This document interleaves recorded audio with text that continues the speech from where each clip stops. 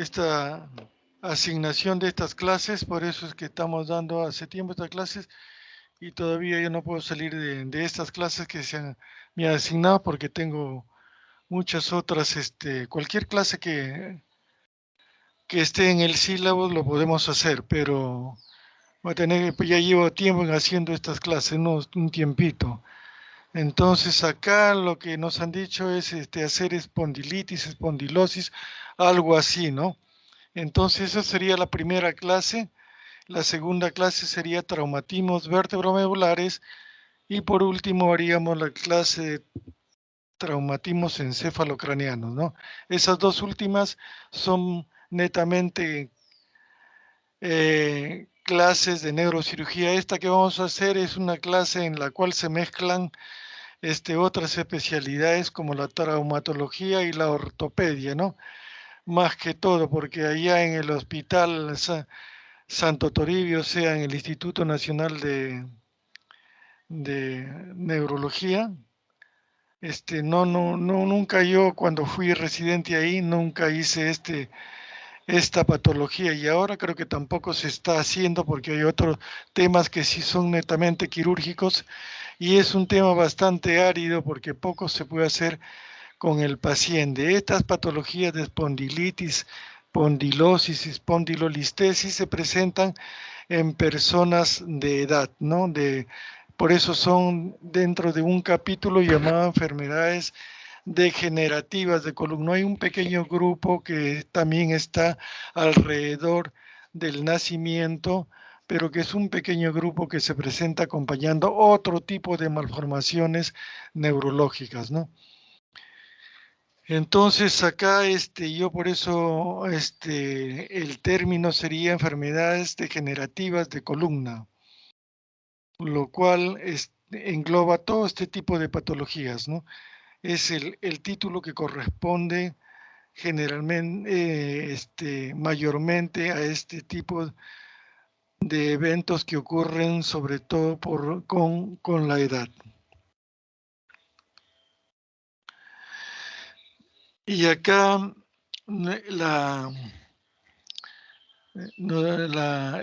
comenzamos con este slide para ver lo que es la anatomía de la columna vertebral, ¿no?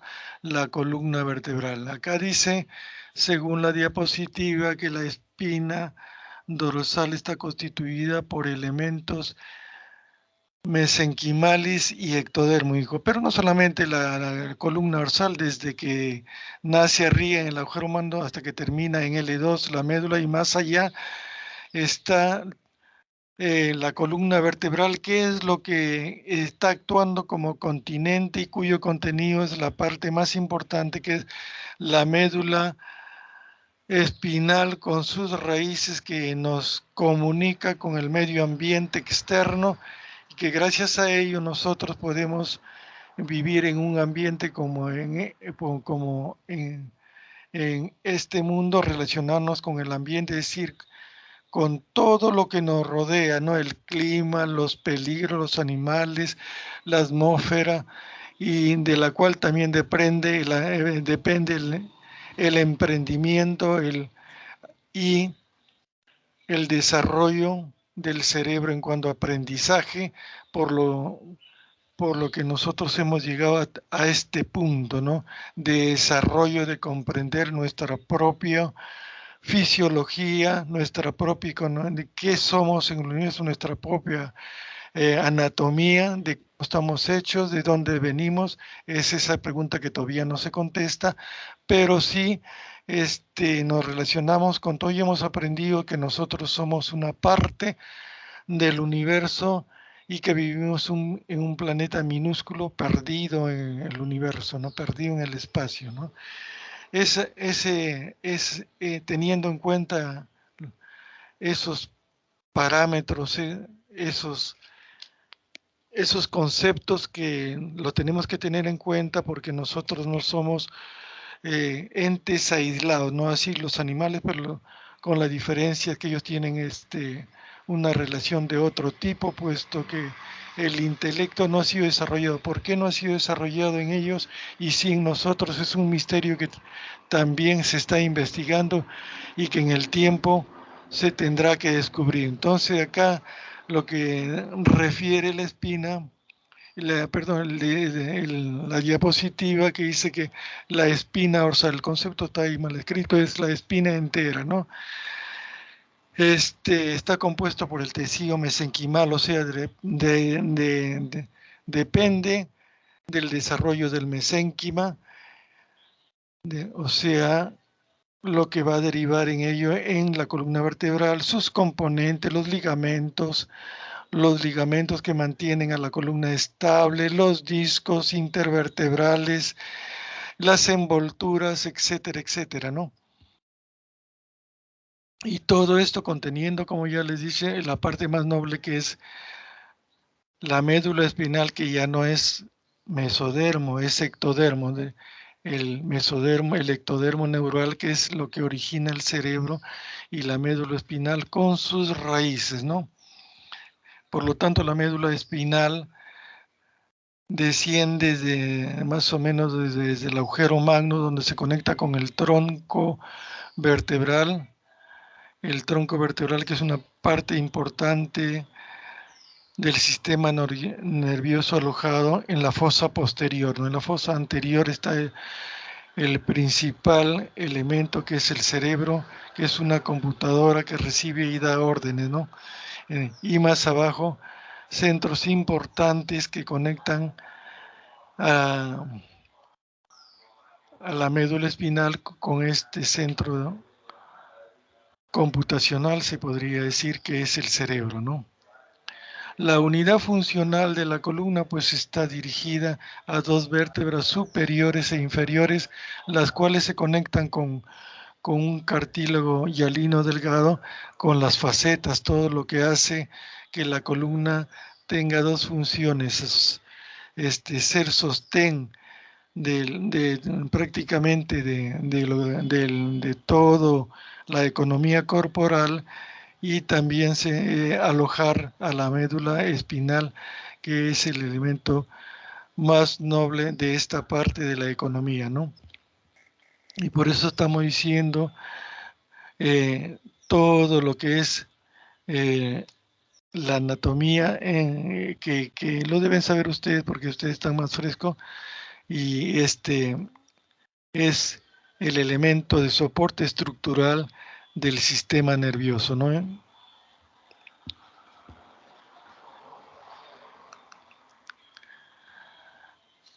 Entonces, acá tenemos los elementos en una diapositiva, por ejemplo, las gráficas y las fotografías, las imágenes son más productivas en cuanto a memoria. Parece que los enlaces de memoria se conectan mejor y hay un recuerdo y no se desvanecen, ¿no? Entonces, el audio más la visión de una imagen refuerza la memoria para poder recordar lo que queremos recordar. En este caso, por ejemplo, ustedes en el aprendizaje, nosotros y todo el mundo en el aprendizaje de nuevos elementos, ya sean profesionales como no profesionales, nuevas técnicas que nos van haciendo superar las técnicas y mejorar todo lo que estamos haciendo, ¿no? Y nosotros, por ejemplo, como médicos que somos, estamos escarbando recién en la superficie de lo que es la medicina, ¿no? Sabemos muy poco sobre, será pues un 5 a 10%, no estoy muy seguro, pero eso es lo que hemos avanzado. Todavía nos falta en la comprensión de lo que es la anatomía, por ejemplo, de cómo funciona el cerebro, ¿no? Porque mucha gente en el pasado, cuando Einstein murió, su cerebro privilegiado, prácticamente igual a cualquier cerebro, ¿no? Entonces, ¿dónde radica la inteligencia, que unos son genios y otros no? Todavía no podemos decir en esta zona, o se debe a este enlace bioquímico, o este cerebro tiene mejor eh, otras sustancias bioquímicas que lo hacen mejor, ¿no? Hasta la fecha no. Entonces aquí tenemos lo más grosero que sabemos de lo que es la anatomía. No hay tan presentado ligamento anterior, ligamento posterior, las vértebras en sí, el disco, los agujeros de conjunción, el ligamento posterior, el ligamento por encima de acá, de la parte posterior, está el ligamento amarillo que también representa la grasa supraespinal donde se está bañado de una vascularización importante que podría dañarse cuando hacemos una punción lumbar, ¿no? Y salir falsos positivos, ¿no?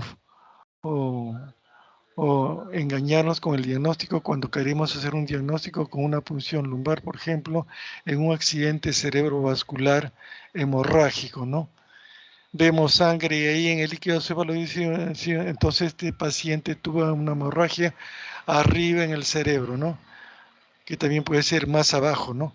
Pero en realidad no fue así. Entonces hay una forma de diferenciar esto cuando ustedes eso lo van a aprender cuando ustedes estén haciendo ya sus prácticas de cómo podría diferenciarse una hemorragia de una punción lumbar traumática como la de algo que ha sangrado de un tumor, una malformación arteriovenosa que viene de arriba, ¿no?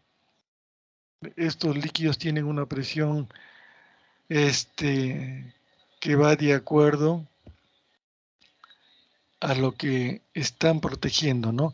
Esta presión en el sistema nervioso siempre debe ser un poco menor que la presión sistémica para que haya un diferencial de potencial. Ese diferencial de potencial es el que permite la circulación de un paciente que está parado o sentado, ¿no? Así como nosotros estamos haciendo la clase, está llegando sangre y oxígeno a nuestro cerebro, ¿no? ¿Por qué? Porque la presión sistémica siempre es mayor y la presión intracraneal siempre es mayor y siempre es menor, y entonces esa diferencial hace de que fluya la sangre y por lo tanto reciba el alimento y la oxigenación respectiva y evita que nosotros caigamos en un coma que se va a hacer visible en, en, en las personas que nos están viendo alrededor, ¿no? Entonces aquí tenemos, yendo puntualmente el tema, la estructura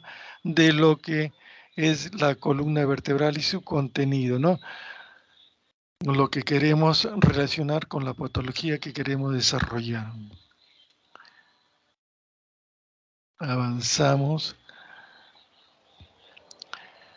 Y antes de pasar a lo que es la patología en sí, como es primero la hernia del núcleo pulposo, vamos a decir que estas enfermedades degenerativas, como su nombre le indican, viene por la degeneración de todos estos elementos que hemos visto, degeneración del disco, de los ligamentos, de las vértebras mismas. Pero ¿por qué viene la degeneración? Viene una degeneración que nos va a venir a todos los seres humanos por la edad, ¿no? A medida que pasa el tiempo, nosotros comprendemos mejor la medicina y con las medicinas podemos vivir un poco más de tiempo que lo que vivían muchas personas en la Edad Media y antes de la Edad Media, ¿no? Aparte de que estamos recibiendo muchas noxas originadas en el mundo moderno, pero aún así con la medicina podemos sobrevivir, ¿no? Por ejemplo, de repente a alguien le da una isquemia cardíaca y si no se cura se muere, ¿no? O si no le recibe tratamiento, mejor dicho, se muere a los 55 años, 50 años y muchos menos, ¿no? Hay otras que tienen una hiperlipidemia y ustedes gran cantidad de grasas en la sangre, ¿no? Y eso va a generar, pues, una arteriosclerosis avanzada, ¿no? Hemos visto yo una paciente cuando hacía mi rotación en el Rebagliati, una chica de 19 años que tenía una hiperlipidemia, ¿no? Y tenían que estar tratando eso, parece que ella no llegó a más edad después que salió del hospital, ¿no? Del hospital de Rebagliati y el Seguro Social. Bueno, estas son patologías que nos aminoran, pero ahora con el desarrollo de la medicina estamos viviendo un poco más. Y si estamos viviendo un poco más, vamos a hacer uso más de nuestro cuerpo, y entre ellas la columna vertebral, que como dijimos soporta casi todo el peso del cuerpo, ¿no? Lo primero que va a sufrir es la parte de la columna que más recibe, ¿no? Más peso recibe, la que más se chanca, porque nosotros somos animales que andamos en dos pies, ¿no? El resto de animales, como ustedes saben, este, andan en cuatro apoyos, cuatro patas, ¿no? Y solamente el ser humano ha aprendido a andar en dos pies, y lo que nos hace que tenemos que pagar un precio, y son las lumbalgias, la degeneración de la columna, porque poco a poco se va degenerando, las vértebras primero se van haciendo osteoporósicas, más sobre todo en las damas, también en el varón. Se presentan los crecimientos anormales del hueso entre vértebra y vértebra, se comienza a aparecer como callos que unen la vértebra superior con la vértebra inferior, y comienza en los bordes, que en las radiografías aparecen como si fueran picos del oro, ¿no? Estos picos del oro al final llegan a unirse, ¿no?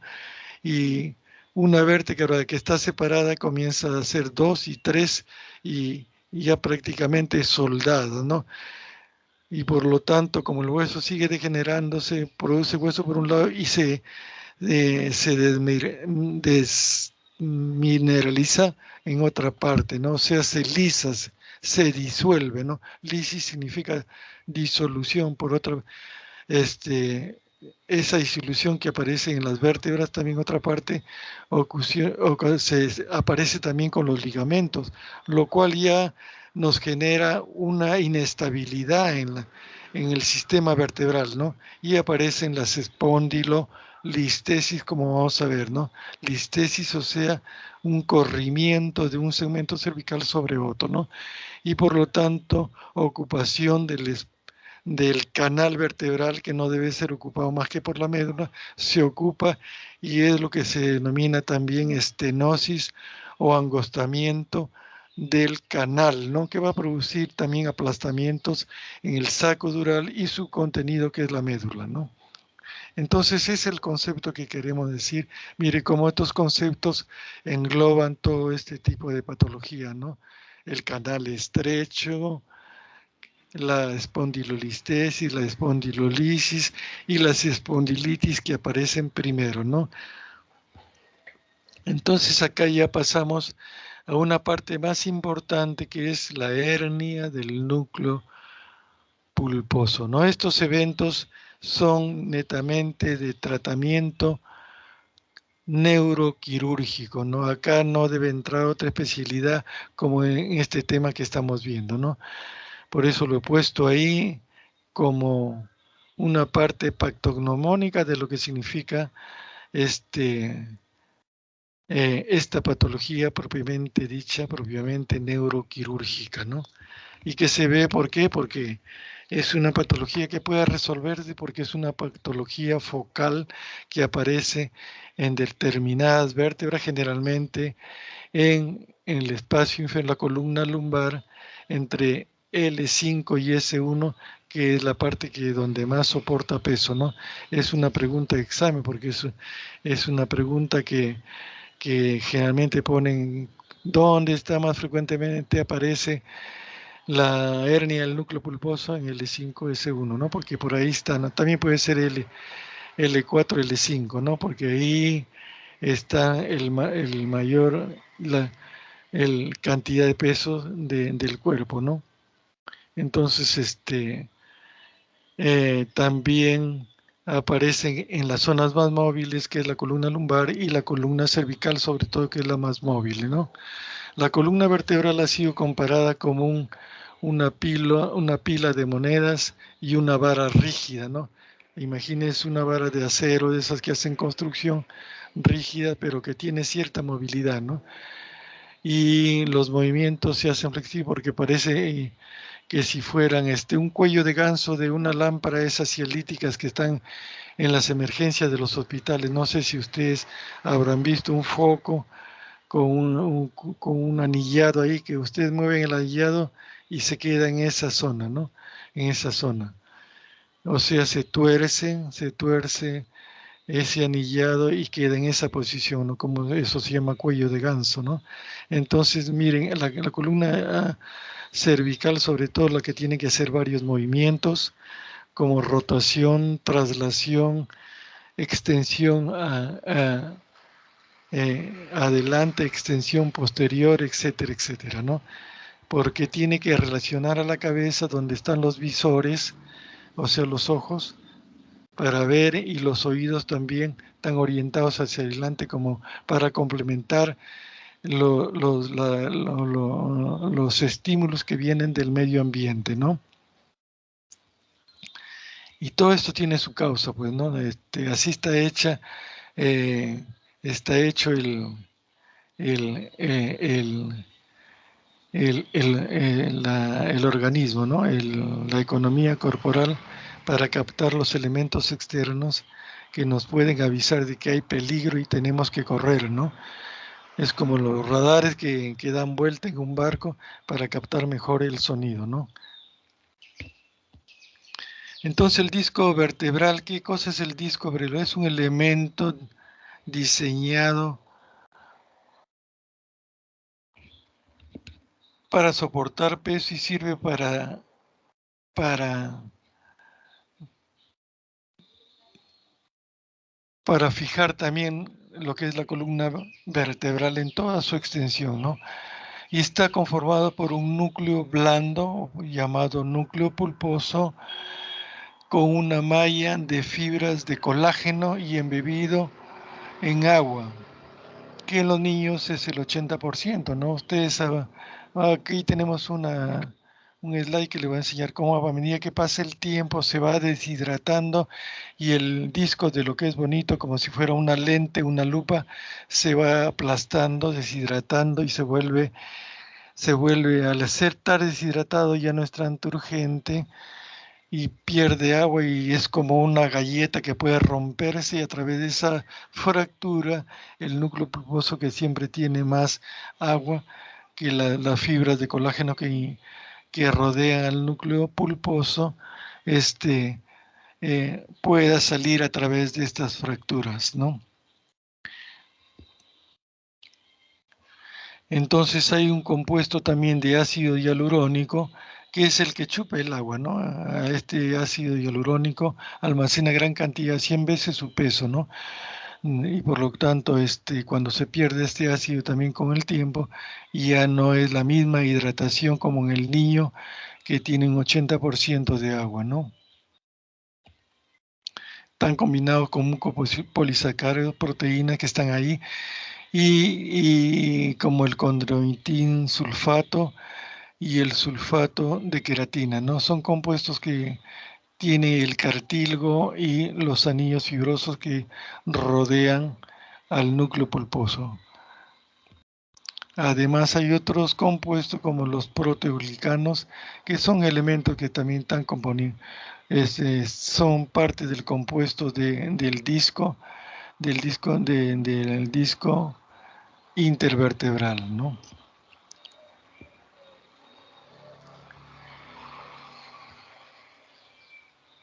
Todo esto se comunica pues a través de un cartílago que está encima del disco, lo que es finito, y va con el plato que también de cartílago hialino que tiene la vértebra superior y la vértebra inferior, ¿no? Hay un equilibrio ahí que está todo conformado, que es lo que le da la característica de rigidez y a la vez flexibilidad a la columna vertebral.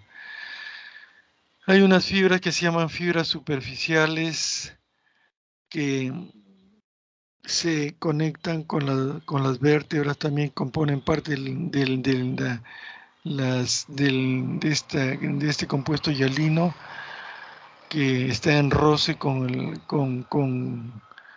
las vértebras y el disco y que se llaman fibras de Charpey. Fibras de Charpey.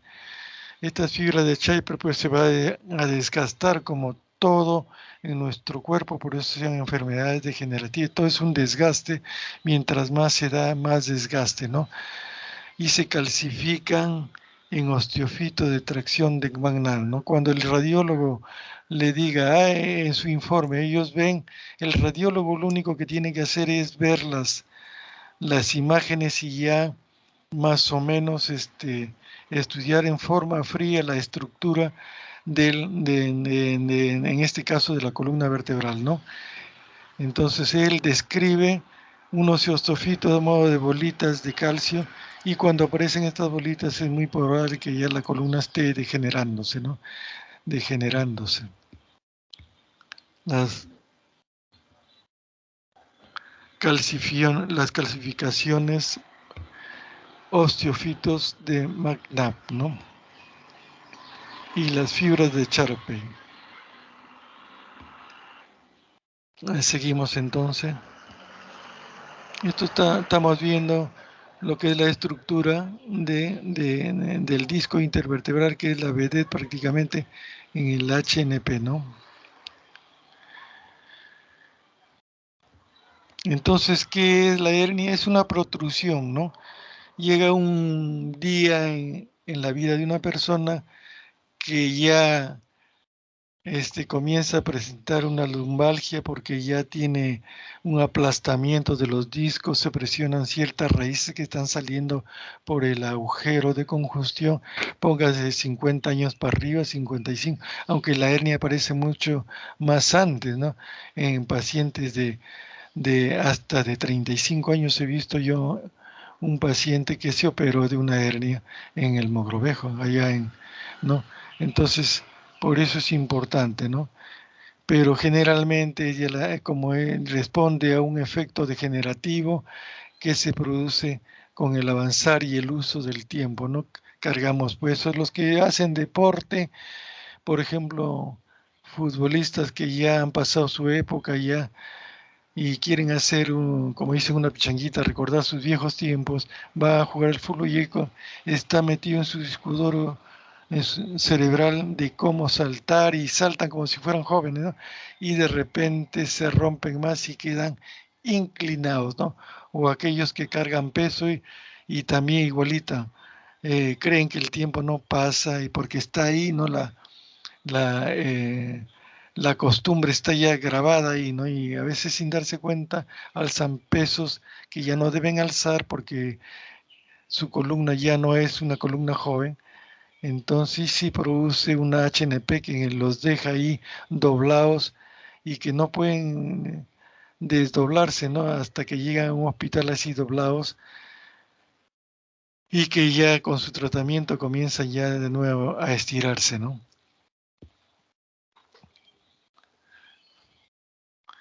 Entonces, el disco una vez que sale comprime, pues comprime el saco dural y produce una mielopatía, ¿no? O sea, una patología de la médula, ¿no? Un compromiso de los cordones, todo, ¿no? Y da la sintomatología y signología de esa compresión de acuerdo al cordón tomado, que puede ser posterior fastidiando a los cordones que llevan la sensibilidad epicrítica o los laterales que llevan sensibilidad termoalgésica, ¿no? Aparte producen parestesias, hormigueos, todas esas cosas, y dolor lumbar, ¿no? Dolor lumbar que es lo más característico de una mielopatía, ¿no? También pueden, con el tiempo, ya primero aparece la sintomatología sensitiva y posteriormente ya la motora, en donde sienten que la pierna la tienen más pesada, ¿no? Primero hay este tipo de parestesias con dolor lumbar y luego aparecen la sintomatología motora, ¿no? Por eso muchos pacientes van a parar al traumatólogo, no sé quién los mandará o tienen idea, y dice mal, ¿quién ve las piernas? ¿Quién pone yeso en las piernas? ¿Qué? Van al traumatólogo, ¿no? Doctor, que ya no puedo. Y eso no es para el traumatólogo tiene que derivarlo a neurocirugía porque sabe de que ese no es patología para él, sino para el neurocirujano.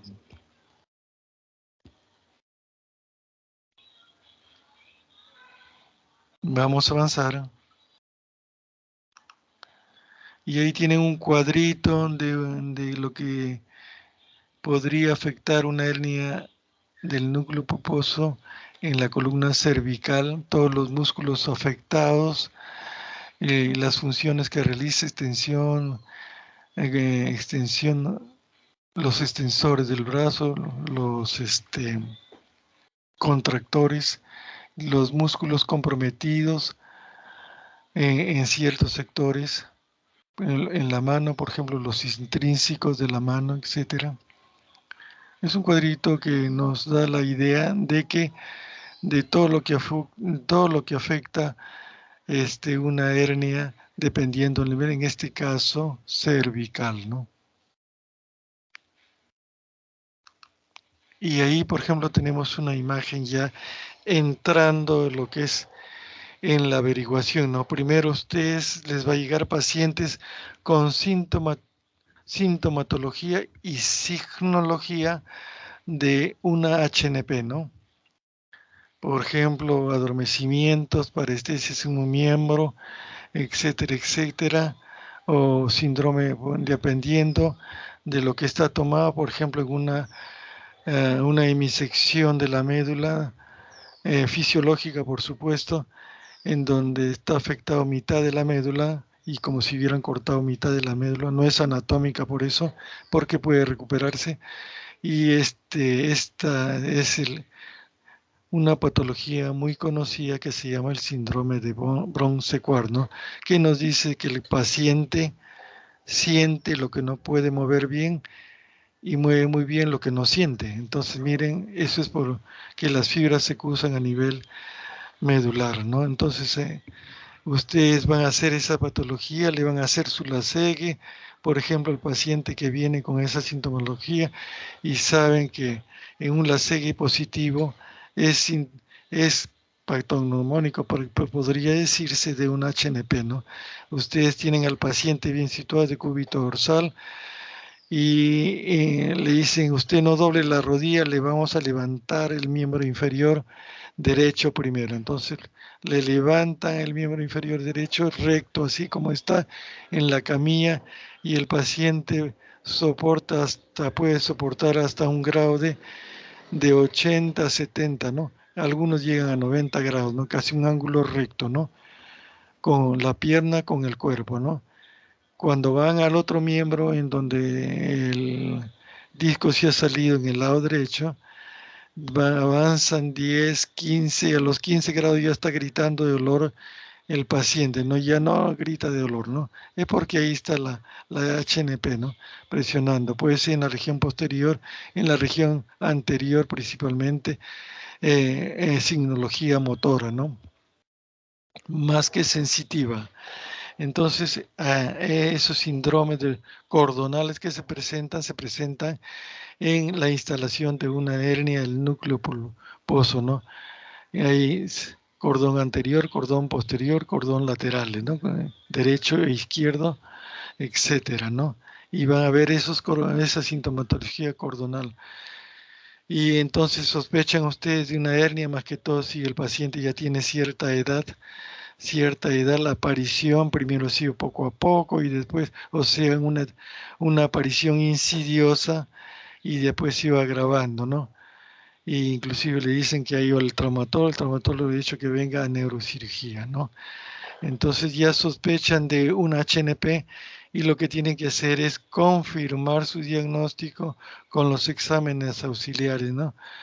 Una radiografía simple nos da indicios, ya por ejemplo pueden encontrar picos del loro, achatamiento del espacio intervertebral, los espacios ya no están muy visibles, es decir, prácticamente hay un achatamiento comparado con otros espacios más arriba, como son los dorsales y los cervicales, donde hay un espacio casi normal y pueden comparar con un espacio de las zonas más inferiores que, que simplemente se ve una raya. No quiere decir que el disco está afectado por esa zona, pero eso nos indica de que hay que ver la hernia. Una forma de ver la hernia es con una tomografía pero mejor una resonancia magnética, ¿no?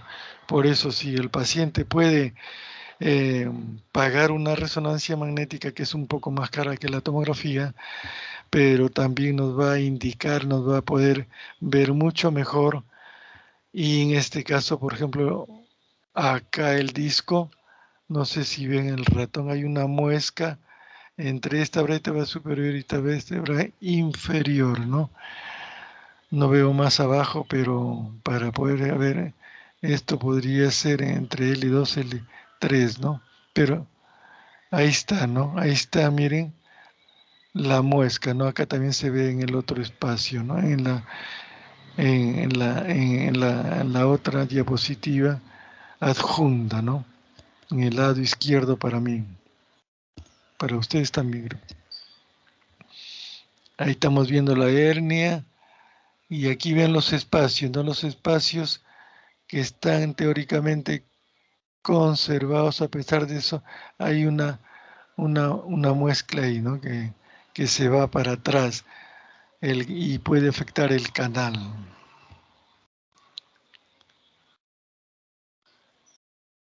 Avanzamos y acá tenemos unos esquemas de cómo la hernia, como ya le hemos dicho, es un proceso insidioso. Primero hay una degeneración del disco fibroso que rodea el núcleo pulposo. Ahí está como una salchicha el núcleo pulposo que está queriendo salir, ¿no? Y se conoce como la etapa de la degeneración del disco, ¿no? Después ya hay un prolapso del disco, nos está prolapsando ahí, o sea, está saliendo ya hacia afuera, ¿no? Una extrusión ya se ha salido de sus límites. Y por último, la última etapa, que es la secuestración, ¿no? Porque el núcleo pulposo está secuestrando, ¿qué? El agujero de conjunción, por donde están saliendo las raíces. Ahí es donde se presenta más el dolor, ¿no? Porque está afectando ya la raíz sensitiva y la motora también por el agujero de conjunción, ¿no? Acá esto es para ilustrar al ciático que sale ahí de la zona lumbar. Hay patología de la zona lumbar. Por eso es que el paciente visto de atrás está doblado hacia el lado derecho, como están viendo ustedes, ¿no? ¿Por qué? Porque hay una contractura de esta zona y esta parte se está tratando de relajar, ¿no? Para compensar la patología que debe estar acá en este lado, en el lado derecho, ¿no? Acá lo que han hecho es una ilustración de la inervación del ciático, ¿no?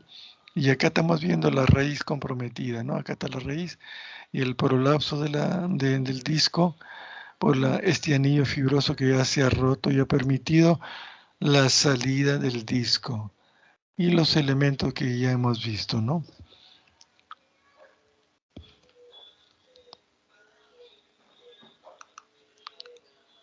El diagnóstico, entonces, ustedes tienen su clínica que siempre lo tienen que hacer, la clínica, la sintomatología y la signología, ¿no? Y el resto que nos va a ayudar principalmente, sobre todo a nosotros neurocirujanos, es la imagenología, ¿no?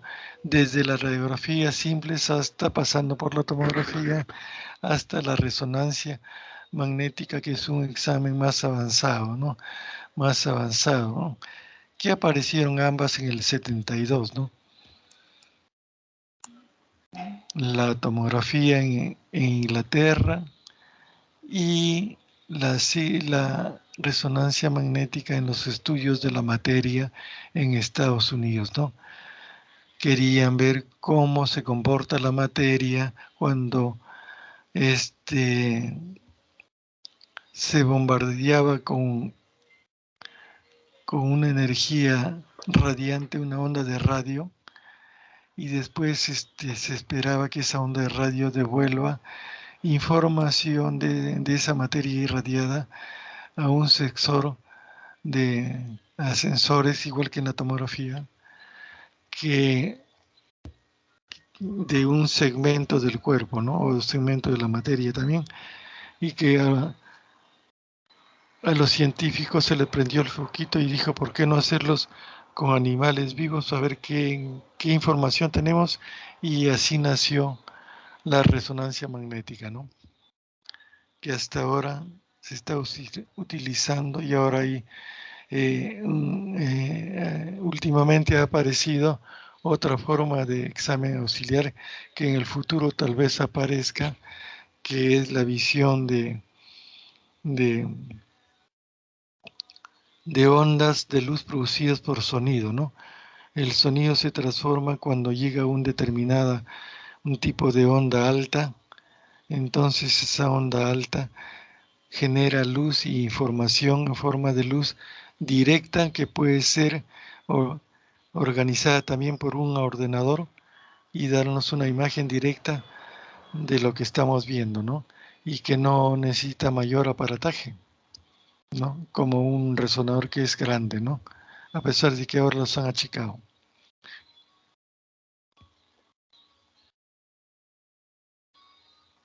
Aparte de los exámenes de imagenología, antiguamente se utilizaba lo que era el estudio de, de la columna mediante la inyección de sustancias de contraste, ¿no? En la región lumbar, ¿no? ¿Qué es lo que se hacía antes? Nosotros lo hemos hecho,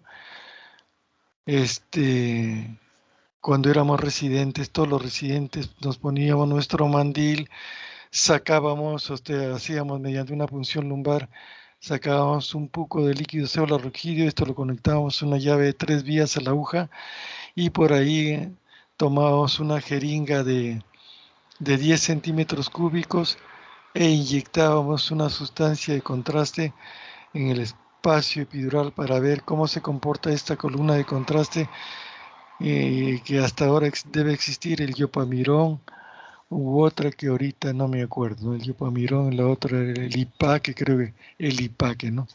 El ipaque que se inyectaba. Entonces poníamos al paciente en tren del emburo, eh, negativo, es decir, con la cabeza más baja, para que la sustancia de contraste se pueda bajar de la región lumbar a la región dorsal, a la región cervical, ¿no? Y ver ahí si hay alguna obstrucción, ¿no? Así se diagnosticaban tumores, hernias, ¿no? Pero era un examen que duraba tiempo, porque mientras baja la columna de contraste, nosotros teníamos que estar esperando ahí, ¿no? En cambio ahora no, ya con una tomografía o una resonancia dura mucho menos, ¿no? Y sale mucho mejor. Pero ese es el avance que hacemos, avance tecnológico que se ha hecho de ese tiempo a ahora, ¿no? Pero aparte de esta imagenología, también se hacía lo que era la electromiografía, ¿no? Y la velocidad de conducción. ¿Para qué se hacía esto? Para ver de cómo esta inervación del músculo, por ejemplo, está fallando, ¿no? Por ejemplo, el deltoide está fallando, ¿no? Entonces, se encuentra con una denervación importante, ¿no? Y ya no trabaja como antes porque está denervado, ¿no? La inervación está denervada. Entonces podríamos, la velocidad, ir a lo que es la velocidad de conducción de ese nervio, y ver que la velocidad también ha disminuido, y podríamos decir que este nervio es el que está afectado, ¿no? Y que todavía se usa en la actualidad la electromiografía, que es un examen eléctrico con sensores con aguja que se ponen en el músculo, y la velocidad de conducción para ver si esta velocidad ha disminuido, ¿no? Y por lo tanto tiene una patología. También en la actualidad se usan estos exámenes eléctricos aún, ¿no? Para diferenciar un nervio de otro, ¿no? Cuál nervio está más comprometido, ¿no? Sobre todo en pacientes que ya tienen tiempo con este tipo de patología o llegan tarde al consultorio, ¿no? De todas maneras, ayuda, aparte de los exámenes por imagenología, ¿no?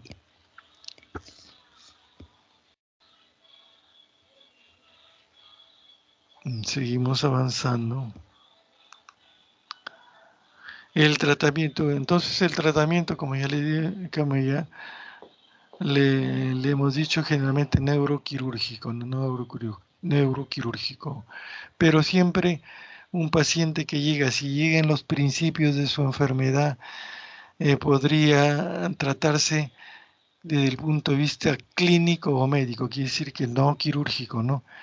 Los médicos un poco más sensatos comienzan con este tipo de, de tratamiento, ¿no? Pero también puede ir de frente a una cirugía cuando ya encuentra pues al paciente con una tremenda hernia y que no mejora nada por más que le den tratamiento clínico con AINES o con otros medicamentos, no va a mejorar, ¿no? Entonces ya con una evidencia grande de que el disco está ahí, hay que sacarlo de todas maneras para romper el dolor, ¿no? Entonces el tratamiento médico es para esos pacientes que recién están comenzando, ¿no? Y que no tienen mucha sintomatología ni signología de la enfermedad.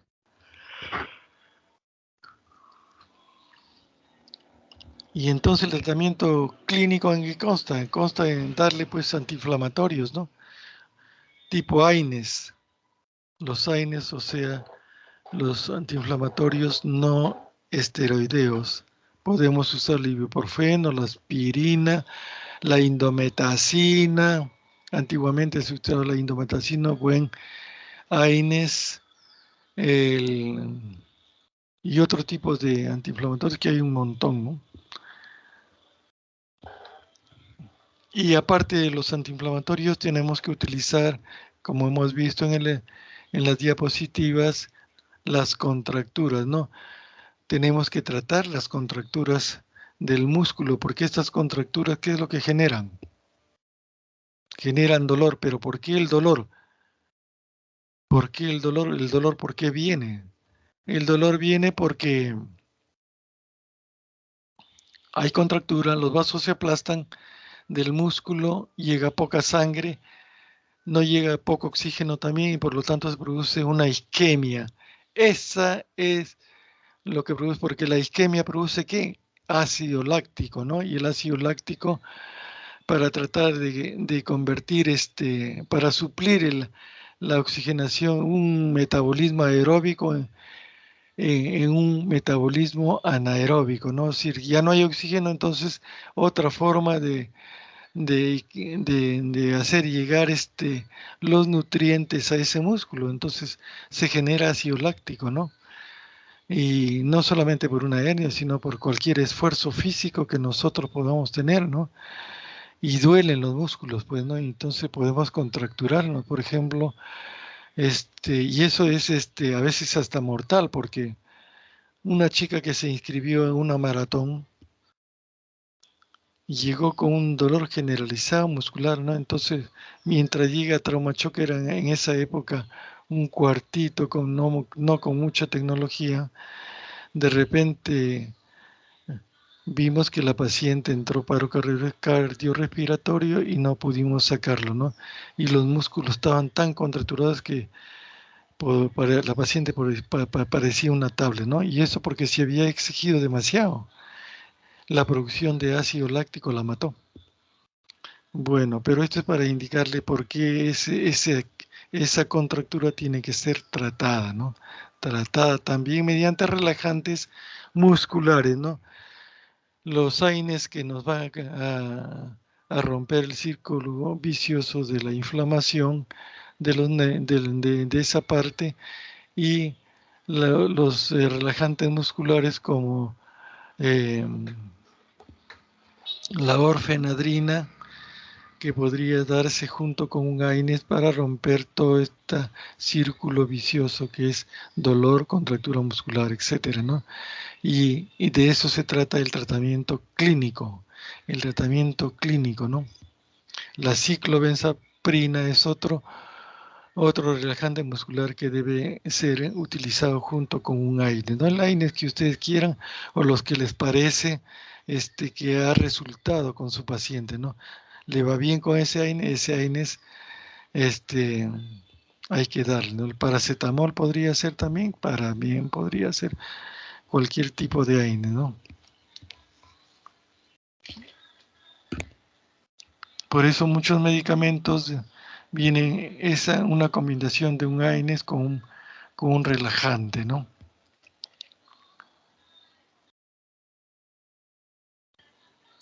Podemos ver también que si queremos podemos ponerles un complejo B, ¿no? Que es el que ayuda o entra dentro del metabolismo neuronal, ¿no? De los nervios, ¿no? Entonces eso coayuda también, ¿no? A mejorar al paciente. Todos esos medicamentos son parte del tratamiento clínico, aparte que hay que decirle que ya no puede cargar pesos, tiene que sentarse en forma adecuada con la espina recta y bien acolchonadito y no estar haciendo esfuerzo físico, por ejemplo, el tratar de levantar un lapicero que se le ha caído, mucho ojo, no decir que no haga mucho esfuerzo, llamar a otra persona que pueda levantarles el lapicero, ¿no? Para evitar, puede sí hacer ejercicios leves, ¿no? O sea, no sin mucho esfuerzo, ¿no? Por ejemplo, si quiere estar sentado viendo televisión, que se siente, ¿no? Puede levantarse a traer una revista que quiera leer también, ¿no? Y así, ¿no? Quiere acostarse, pero siempre derecho en su cama que debe tener una tabla recta debajo del colchón, ¿no? No esas camas que se hunden, ¿no? El uso de los corsés también es importante acá. Hay gente que aparte de su tratamiento clínico, le han puesto un corsé toracolumbar, por ejemplo, por una HNP lumbar, ¿no? Y siente que al fijar con ese esqueleto externo que es el corset, se siente mejor, con más confianza y, y esa mejoría no solamente subjetiva, sino también objetiva, ¿no? Y que puede usar un corset, ¿no? Que ya cuando va a la hora de dormir puede quitarse, ¿no? Pero mientras está caminando le ayuda realmente al paciente porque mantiene la columna recta, fija bien la columna. Si hay falla de ligamentos, está fijándolo el, este, el corset, ¿no? A nivel del cuello también puede ponerse un collarín, ¿no? Todos esos elementos están dentro del tratamiento clínico, ¿no? El tratamiento clínico.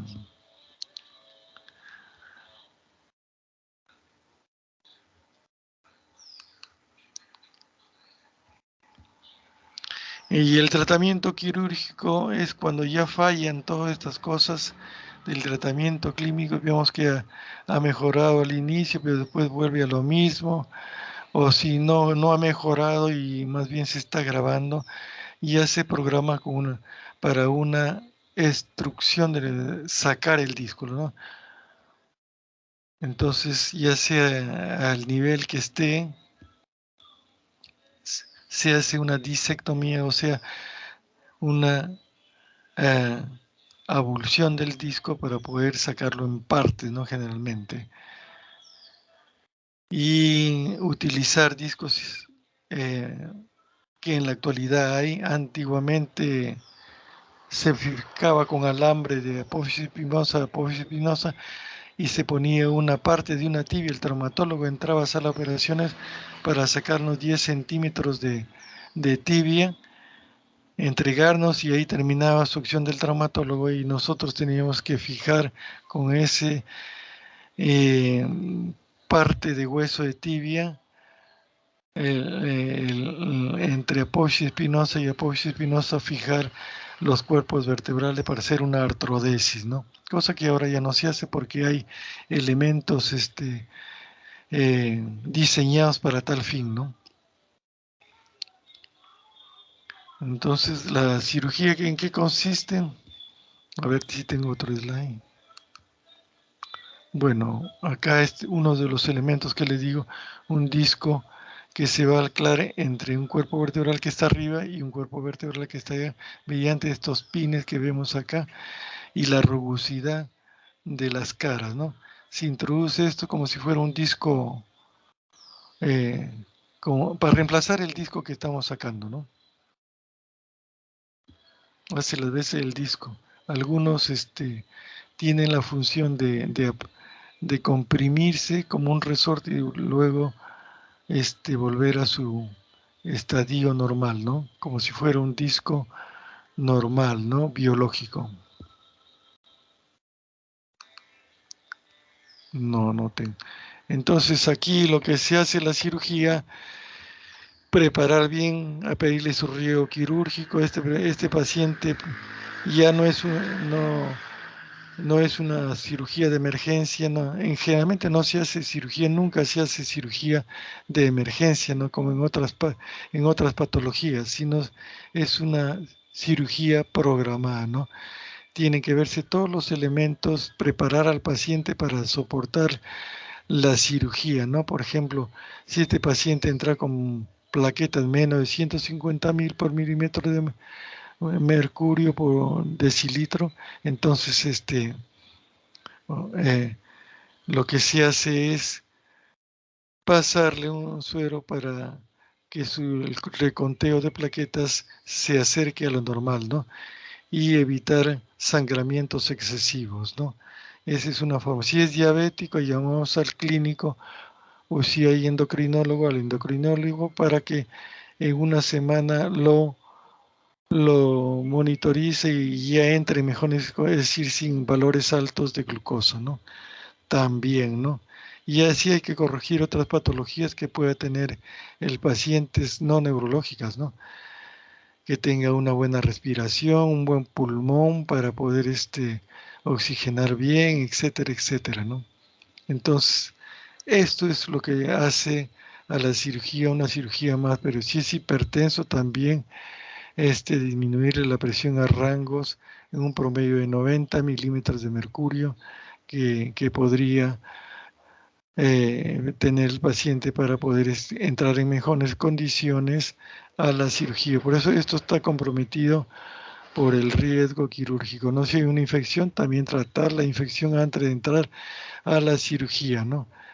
A la cirugía. Una vez completado su riesgo quirúrgico, viene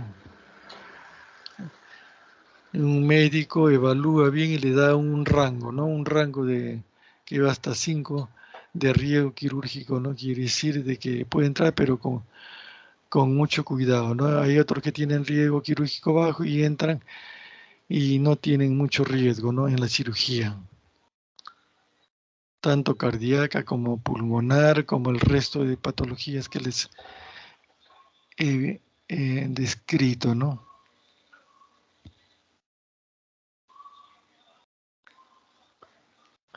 Bueno, eso es el tratamiento, sacar todo el disco con un curetaje y también que se puede hacerse desde el punto de vista de cirugía más restringida con un visor como un tubo, un, un eh, eh, tubo que es un tubo endoscópico que en una incisión de unos 2 centímetros se hace en la región paravertebral hasta encontrar abajo, se introduce ese que abre camino hasta el agujero de conjunción, donde ya sabemos dónde está, ¿no? Si está a nivel del agujero de conjunción por radiología, entonces ahí vamos con ese tubo y visualizamos a través de endoscopio rígido el, la hernia y con instrumentos más finos ya se puede estar cureteando el espacio intervertebral, ¿no? Y aquí sí no se puede introducir el disco que anteriormente hemos visto, ¿no? Sino que se puede introducir o fijar mediante otros elementos, ¿no?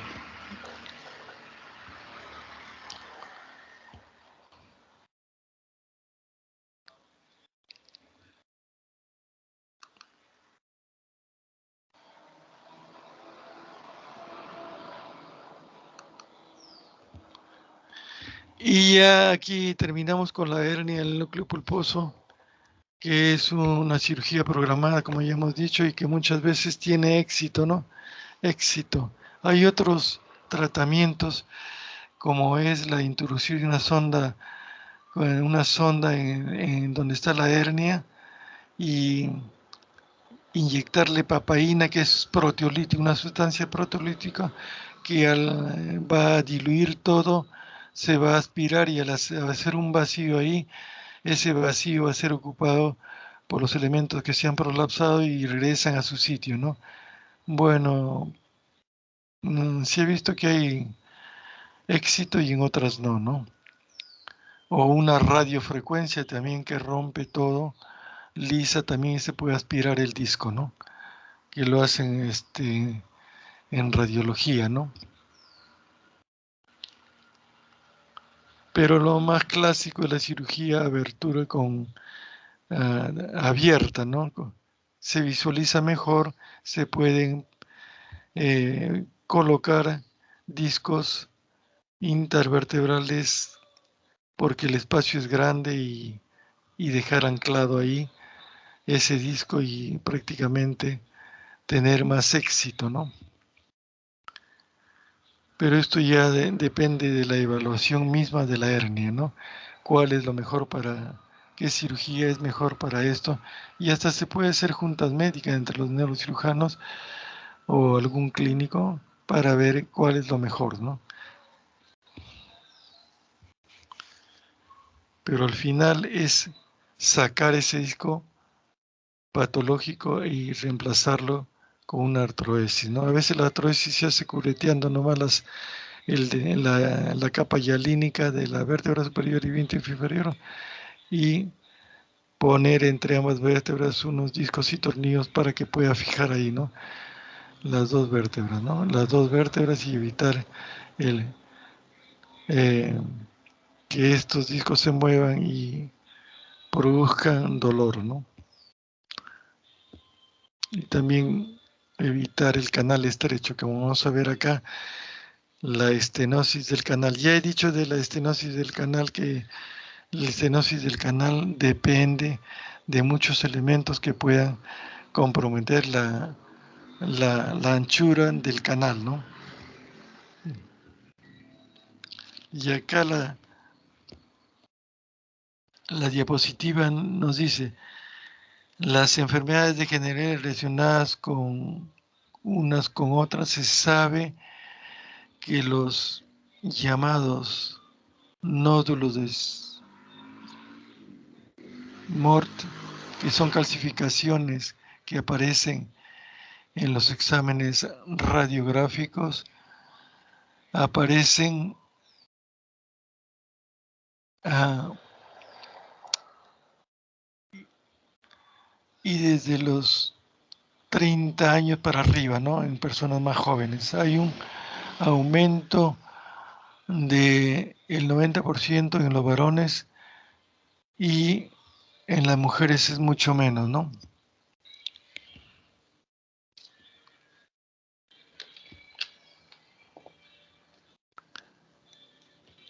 Esto es para ver la fisiopatología de la HNP, ¿no? A los 50 años de edad aparecen las mujeres. El canal estrecho está en proporción directa al trabajo rudo que realiza un paciente, localizado mayormente en la zona lumbar, también en la región cervical, y se acompaña de inestabilidad.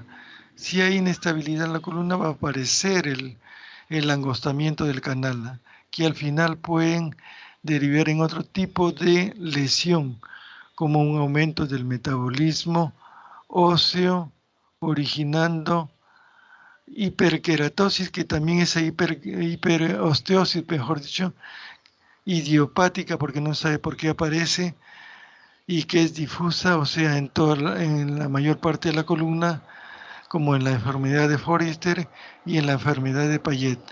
También la acromegalia y en el hipoparatidismo. Son patologías que acompañan a esta alteración del metabolismo óseo. O sea, crece óseo, no como callos óseos que invaden el canal, ¿no? Y también se forma un canal estrecho, ¿no? Canal estrecho o estenosis del canal, que es lo mismo, ¿no?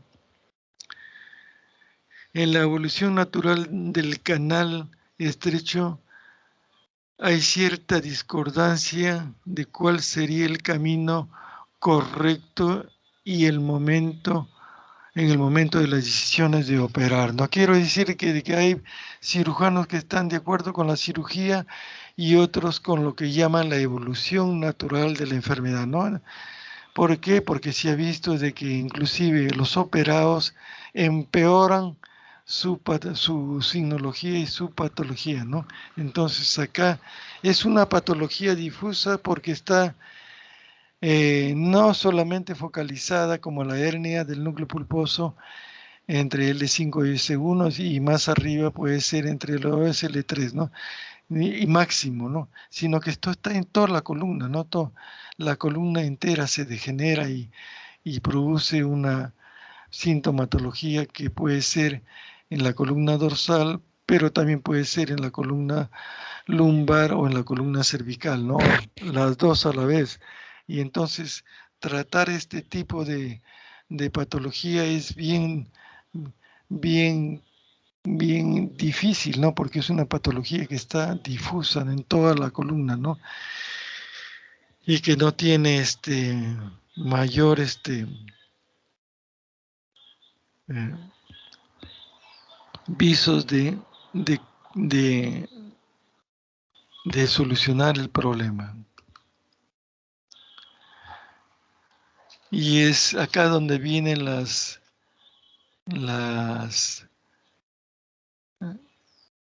nombres de toda la patología que acompañan a la patología principal, que es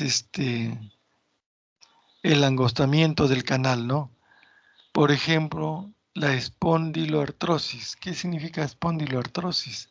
Es la fijación natural de que las proyecciones óseas que crecen en las vértebras han artrodesado, o sea, han fijado la columna, como lo decía anteriormente, ¿no?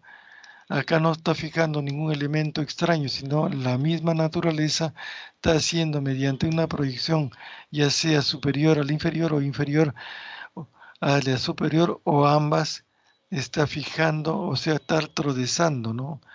Este segmento, ¿no? Eso es lo que es la espondiloartrosis.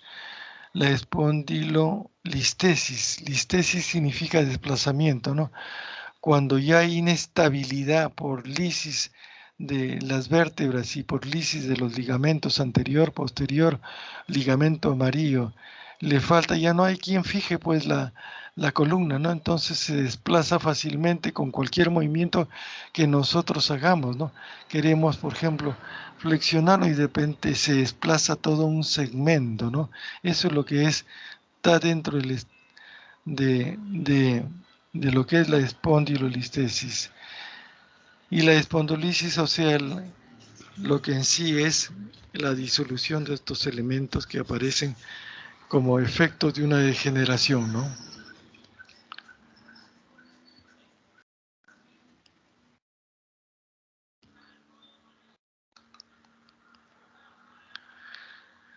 Acá las espondilolistesis han sido clasificadas en displásicas degenerativas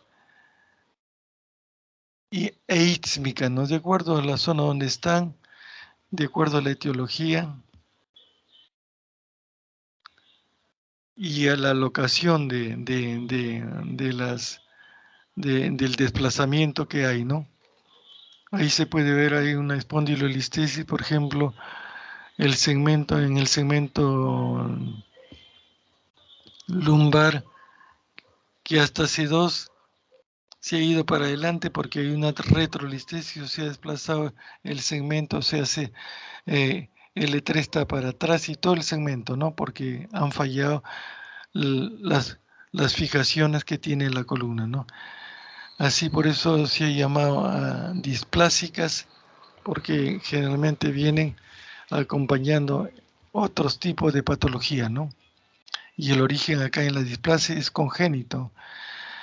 La disfunción, por ejemplo, en este caso, ¿por qué se desplaza? Está dirigida a las fases que están orientadas hacia el mente, ¿no?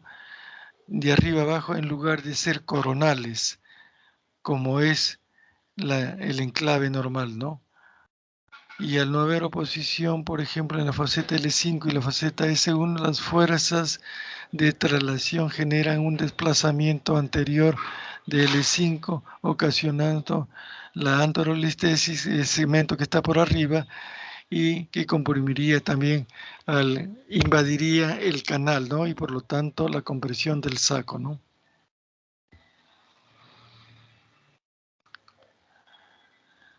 Las degenerativas, como ya les he explicado, es por la degeneración de los elementos, ¿no? Que también va a comprimir el saco, ¿no? La ísmica a nivel del istmo abajo, en el nacimiento de las vértebras, pues,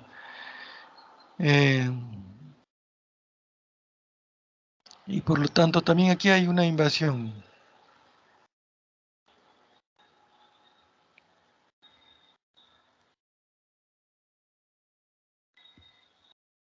Estas están generalmente asociadas a otras patologías, ¿no? Porque se aparecen en alrededor del nacimiento, ¿no? Es un pequeño porcentaje de todo el estrechamiento que pueda producirse, ¿no? El dolor es la característica más importante, ocurre un 15%, y más lejana está la aparición de los trastornos de la aparición de la marcha y otros déficits neurológicos, siendo esta patología congénica, como ya le he dicho, hay y también acompañada de otras patologías como son la espina bífida, ¿no? Oculta en un 25% a un 70%, ¿no? El mielomelingocele, etcétera, ¿no?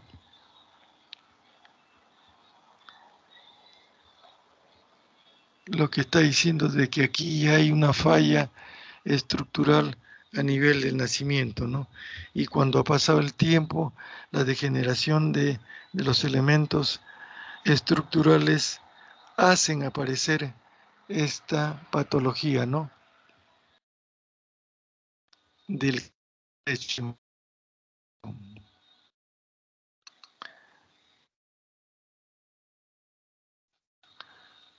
La sintomatología de estas lesiones son generalmente, primero, sintomatología difusa, como son las parestesias, adormecimiento de la pierna distal o a través de todo el recorrido del nervio,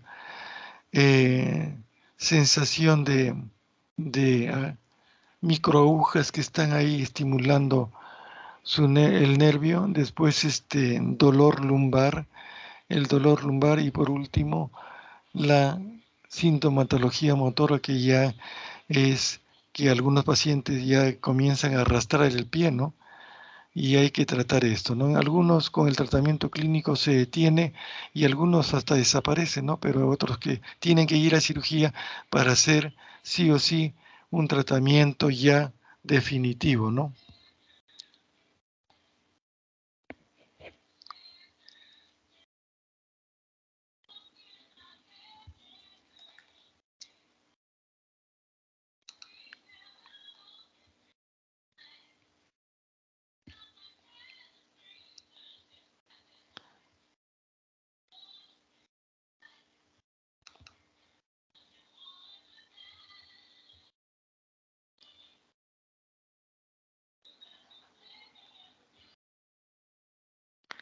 Como le decía Carlos, autores de esta patología, como el cuadro es un cuadro bien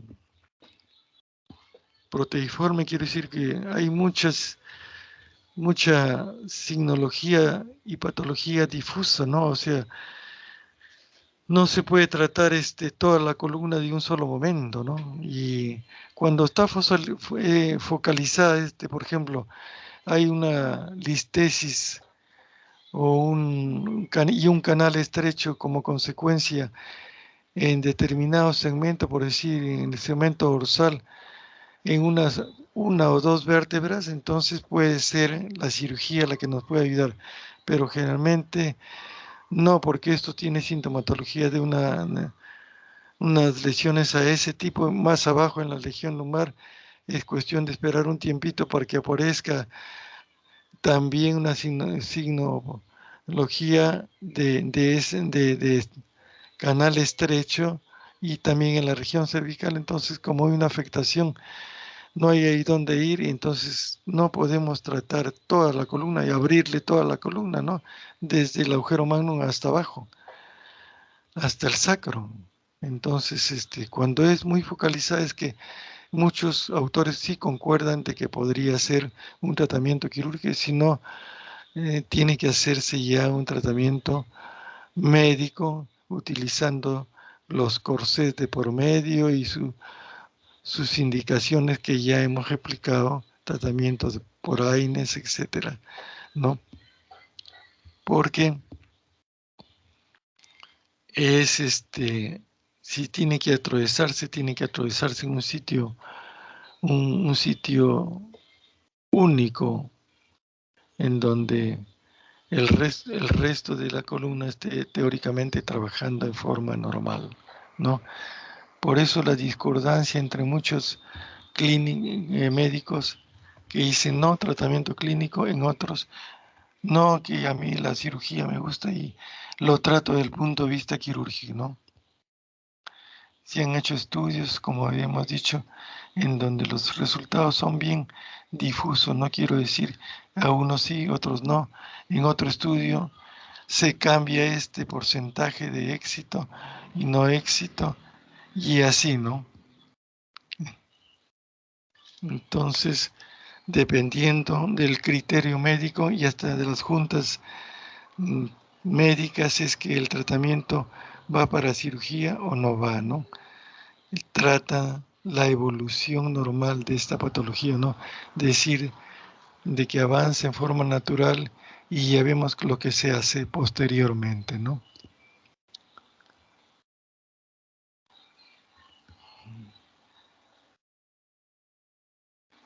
Yo creo, a ver,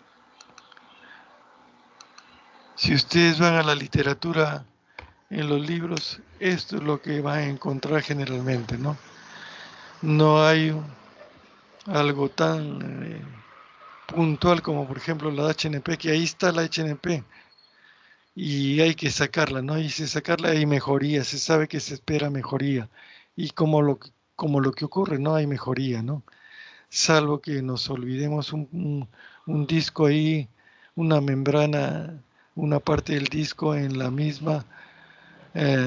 mismo espacio y después se tenga que reoperar porque hay que sacar completamente el disco para hacer una buena artrodesis, ¿no? Que puede ser con un disco como el que hemos visto ahí, ¿no?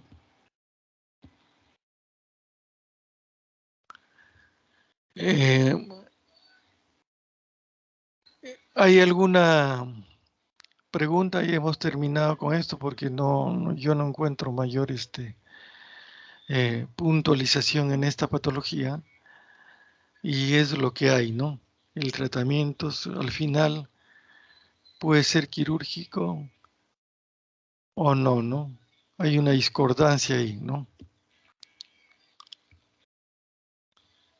No sé si hay preguntas para tratar de responder.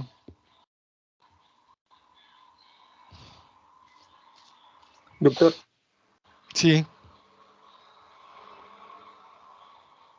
¿se me escucha? sí, Doctor, buenas sí, tardes. Una consulta. Con diga. respecto a la hernia del núcleo pulposo, hablando más que todo del tratamiento, Sí, mencionó pues que el tratamiento médico se realiza o se indica en las primeras fases y el quirúrgico pues en las fases pues más, más avanzadas, ¿no? claro, Pero con respecto a los síntomas de las primeras fases, o sea, ahí sería un dolor con un EVA menor a 3, 4, puede caminar, ¿A eso se refiere cuando habla primeras fases? ¿O hay Claro, unas clínicas, el paciente cuando está en las fases iniciales está todavía haciendo sus funciones normales, es decir, tiene el dolorcito, pero ahí está, pero puede sentarse sin mayores molestias. Si es una oficinista, se sienta ahí a escribir sus... Si es alguien que carga peso, todavía puede agacharse y levantar cierta cantidad de peso, ¿no? Y si es dependiendo de un médico que opera, por ejemplo, el médico va a sentir dolor lumbar, pero permanece parado ahí hasta cierto tiempo, ¿no? Y el médico sabe de que ya es por una hernia que ya se ha diagnosticado y bueno, él aguanta porque no quiere operarse, aguanta hasta que ya no puede más, ¿no? Primero, el tratamiento clínico, la medicación que recibe apropiada, los ejercicios que recibe, también puede ser fisioterapia, que se le puede dar al paciente, el uso del corsé y todo eso lo va a mejorar al paciente, ¿no? Y lo va a volver a su punto inicial donde puede todavía trabajar, entre comillas, ¿no? Y como le digo, muy pocos pacientes se han detenido ahí la evolución y han mejorado hasta que tal punto que parece que hubiera desaparecido la hernia, ya no tiene mucha sintomatología y esto corresponde a la parte clínica y si el tratamiento clínico de las fases iniciales ha dado una respuesta positiva y ha mejorado y no hay una recurrencia, es ahí donde el tratamiento clínico es válido y no hay por qué echar de mano a la cirugía, ¿no? Cuando esta sintomatología ya fallaba y dolor, si hay que aumentado el dolor, las parestesias, ya no puede mover muy bien los miembros, que es un indicativo o una señal de que tiene que ser quirúrgica, ¿no? Quirúrgica. Mucha gente tiene miedo a la cirugía porque, bueno, pero un médico a veces no debe tener mucho miedo es miedo y someterse a una cirugía, ¿no? Porque sabe que si está avanzando va a terminar ya en un grado mayor de compromiso y en su evolución va a demorar el tratamiento, que muy bien pueden hacer el tratamiento y en el caso de una HNP podría quedar asintomático, entonces, y aprovechar el tiempo que le queda con mejor calidad de vida, ¿no?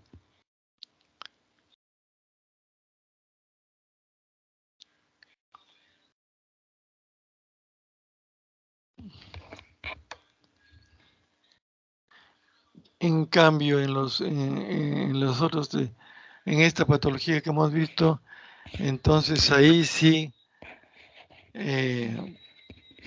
muchos lo piensan, muchos médicos dicen se opera, no se opera, y si lo operamos y empeora, no vamos a decir que por la pura le hemos operado. Hay esa duda, ¿no? Por eso hay una división entre cirujanos, ¿no? En cambio la hernia, ¿no? La hernia, saben que ahí sacando la hernia tenemos un gran porcentaje de éxito para que el paciente vuelva a su estado normal, natural y pueda hacer sus funciones normales, ¿no? Desaparece el dolor, todo con la cirugía, ¿no? ¿Hay alguna otra pregunta? A ver. Doctor, ¿qué tal? Disculpe, otra pregunta. Y Sí. entonces, pero antes de, de indicar pues la cirugía, ¿podemos utilizar la papaína? ¿O eso? Claro, podrían utilizar a alguien que no quiere operarse, podría ir a estos tratamientos, pero el porcentaje de éxito no es tanto como una cirugía, ¿no? Y la abierta mejor. También puede ser la endoscópica, ¿no? La endoscópica. Pero, aparte que son costosas, ¿no? Son costosas. Podría hacerse sí, si tiene recursos económicos y le tiene mucho miedo a la cirugía, podría hacerse esta institución de papaína el otro tipo de tratamiento que también se hace endoscópico, ¿no?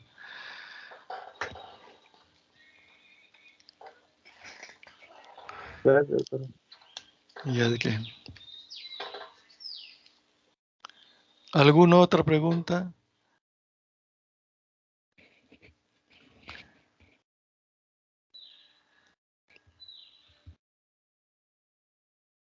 Bueno, ¿el delegado está? Primero, ¿quién preguntó? El doctor Daniel Sea. ¿Cómo? Sea. Daniel Sea, doctor. Sea Ya, Salazar. Daniel. ¿Tú no vas a preguntar? ¿O fue otro? El otro, sí. Ya, bueno, Daniel se ha preguntado. Ya,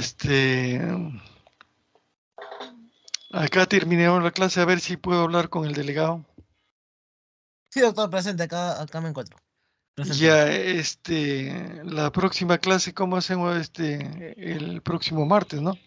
Sí, doctor, creo que le envié el cronograma, pero como usted mencionaba No, que tenía un problema en su WhatsApp, mejor se lo envío por su correo, ¿verdad? Porque sí es el próximo martes, doctor. ese mismo, ya mi esposa me avisa, pues pueden enviar ese al celular de mi esposa y no es normal, yo le pregunto a ella, ¿no? Sí, está bien, doctor. La próxima